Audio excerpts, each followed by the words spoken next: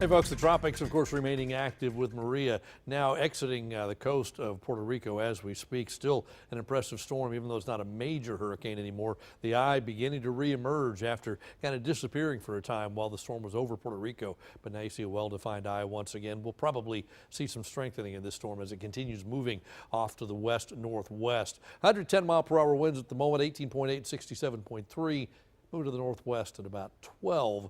Eventually it begins to turn to the north. Turks and Caicos will kind of be sideswiped by this, and then it finally goes northward and kind of parallels the east coast of the U.S., but far enough off that you may see some waves on the east coast, but at least from Florida up through the Carolinas, not much more than that. Beyond the next 5 days, there are a lot of questions about where this will end up. Most of the models keep it offshore. Most is not all, though, so we'll have to watch it for the folks on the East Coast to see if it may have an impact about a week to 10 days from now. In the meantime, across the valley, temperatures are still pretty warm. 97 is the warm spot in McAllen. Cool spot Port Isabel at 88, Brownsville's 89 at this hour.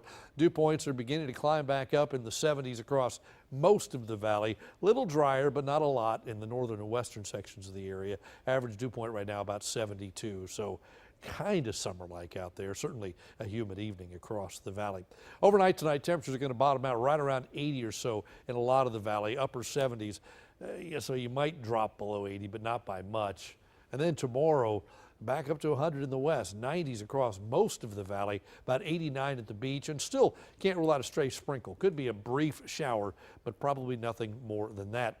As far as high temperatures go the next 3 days, the normal for this time of year is 91, and will continue to be above that at 95, 95, and 94. Records won't even come close. Here's a look then at your satellite across the region today, and we've seen again a fair amount of cloudiness and spotty, very brief showers, but nothing more than that, and it should stay that way. The southeast wind continues. A brief showers possible again tomorrow, but a vast majority of the area stays rain free. You go forward into Friday, same thing, partly to mostly sunny skies. A brief shower in 1 or 2 spots, but most areas are dry again.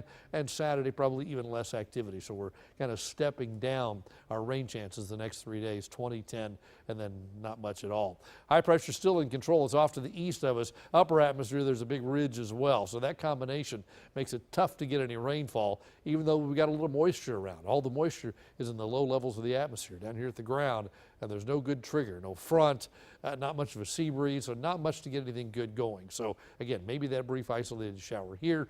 Better chance for rain out in West Texas. Over in Mexico, upper air disturbance kind of slides into that area, but never progresses eastward, so we don't think we see much of an impact of that here at all.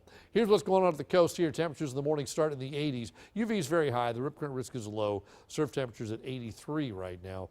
Southeasterly winds all day tomorrow at the coast. Here are the tides. There are 3. Seas 2 to 3 feet with a moderate chop. The bay temperature is 85.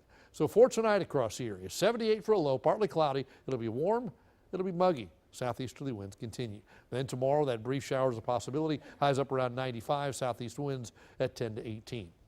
We keep temperatures in the 90s every day, although we do kind of bring it down a little bit by the end of the forecast period. Nighttime lows stay in the mid-70s. A very slight chance for a shower the next couple of days. That is your updated First One 5 forecast.